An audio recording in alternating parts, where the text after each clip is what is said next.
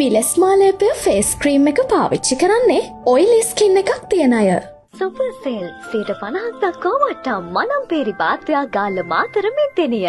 පහුගිය දිනවල අපේ මහනුවර ඇති වුණු අයහපත් කාලගුණ තත්ත්වය නිසා අපේ මහනුවර අධිකරණ පද්ධතියේ තියෙන සියලුම ලිපි ලේඛන ඒ ගම් වතුරට යට වෙලා දැන් ඇත්තටම ඉතාමත්ම අවශ්‍යදායක තත්වයක තියෙන්නේ. ඉතින් මේ ජාතික ලේඛනාරක්ෂක දෙපාර්තමේන්තුවේ අධ්‍යක්ෂ ජනරාල්තුමිය ඉල්ලීමක් කළා තිබුණා අඩි 40ක කන්ටේනර් වගේක්. මොකද ඒ කන්ටේනර් වල අධි ශීත තත්වයක තිබුණාම ඒක යථා තත්වයට ගෙනීමට හැකියාව තිබුණ නිසා ඉල්ලීමක් කළා තිබුණා. ඉතින් ඒ ඉල්ලීම දැකලා අපේ කොළඹ දිස්ත්‍රික්කයේ පාර්ලිමේන්තු මන්ත්‍රීතුමා වන ගරු හර්ෂ ඩිසිල්වා මැතිතුමාගේ මැදිහත් වීමෙන් ඒ කන්ටේනර් 3 අද අපේ මේ මහනුවර අධිකරණ පරිශ්‍රයට ගෙනාවා.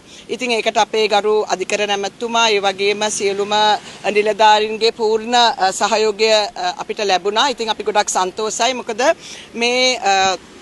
මේ කන්ටේනර් වල ඒ ලිපි ලේඛන දැමීමෙන් ඒක නැවතත් ප්‍රතිෂ්ඨාපනය කිරීමේ හැකියාව තියෙනවා. ඉතින් දින කිහිපයක් ඒ අධිශීතකරණ කන්ටේනර්ස් වල සියලුම ලිපි ලේඛන දාලා නැවත යථා තත්වයකට යම් කිසි දුරක ඒ කියන්නේ පාවිච්චි කිරීමට හැකි තත්වයකට ගෙනීමට හැකියාවක් තියෙනවා. ඉතින් අපි ඇත්තටම සන්තෝෂයි. මොකද මම දැන් දින කිහිපයකට කලින්ුත් මේ අධිකරණ පද්ධතිය ඇවිල්ලා නිරීක්ෂණය කරා. ඒ වගේම අපේ නීතිඥවරුන්ගේ කාර්යාලත් මෙතන තියෙනවා. ඉතින් ඒ සියලු දෙනාගේම ලිපි ලේඛන විනාශ වෙලා තිබුණා.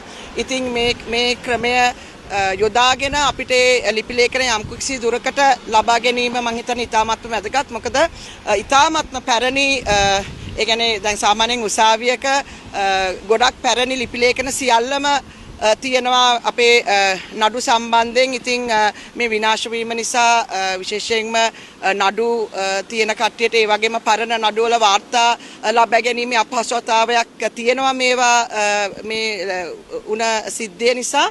ඉතින් අපි ගොඩක් සන්තෝෂ වෙනවා අපේ ගරු හර්ෂ ඩිසිල්වා පාර්ලිමේන්තු මන්ත්‍රීතුමා මේකට මැදිහත් වෙලා මේ කන්ටේනර් 3 මේ අපේ නුවර අධිකරණ පද්ධතියට ලබා ගැනීමට කරපු උත්සාහය සම්බන්ධයෙන් අපි ගොඩක් ස්තුතිවන්ත වෙනවා. විපක්ෂයක් හැටියට මේ ඇති වුණ ව්‍යසනයක ලබා දිය හැකි උපරිම සහාය ලබා දෙන ගමන් ඔව් අනිවාර්යෙන්ම.